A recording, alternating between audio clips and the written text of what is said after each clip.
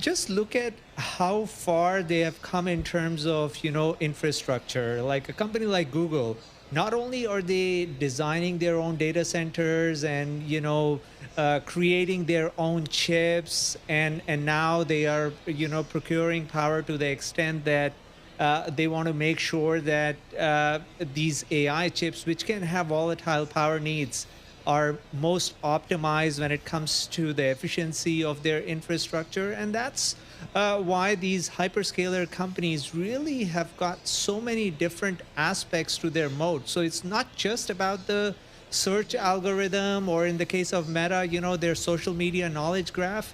It is about the entirety of how they run their infrastructure. And that is what is a long-term mode, because nobody else can operate at the scale at which these hyperscalers are operating right now. This is a fun fact in the article by Will Reid from Bloomberg. So Meta, first of all, has a global energy head. They have a global energy head. Yeah. Okay, all right. So they do. They're really kind of ramping that out. And Okay. they were looking at proposals. They announced in December they were looking at proposals for as much as 4 gigawatts of new U.S. reactors, and it received 50 proposals from a range of companies, including Constellation, to that point.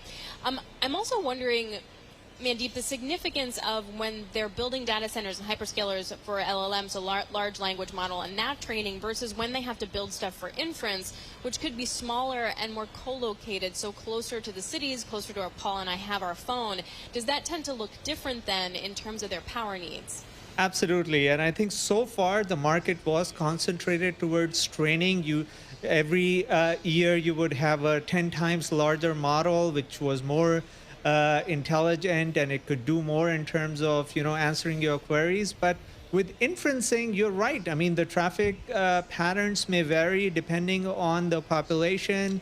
And so if you're serving traffic in New York, it's very different from serving traffic somewhere else that may not have the same concentration. And with that, I think the challenge these companies have had is the transmission lines can't be upgraded. I mean, you need, a pretty lengthy review process, and the whole thing may take years. So right now, they are trying to procure power wherever they can, to offset the increased consumption, and some of it may come at the expense of power usage for some other purpose than why data center is being prioritized here. And that is what will be interesting, because with inferencing, the power needs can be variable. I mean, one trend we have seen is with reasoning, you need more compute. So, the model is thinking a lot more at the time you are putting the prompt in, as opposed to training, where all of the training is happening in background over a period of few weeks. So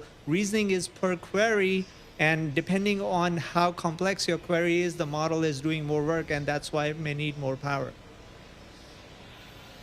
Another data point from this Bloomberg News article: Meta is contracting for more power after the company's total electricity consumption nearly tripled from 2019 to 2023. So, yeah, I guess they need some more energy. Mandeep, is this in the CapEx numbers for Meta and for these other tech companies, or do they need to take those CapEx numbers up even more if they're going to get deeper into the energy space? I mean, all signs are the CapEx numbers may continue to go up, but right now the biggest component of the CapEx is still the spend on the GPU chips. Obviously, the power needs will take some portion of the CapEx, but it's still not as big as the chips. And think of it this way: if you're getting, 20,000 NVIDIA chips, the cost of keeping them idle or not being able to utilize them 100% is way higher than anything you are spending in terms of, the energy deal that they had. So clearly they are focusing on utilizing the chips that they have already procured, and that's why they are proactive with, these power deals.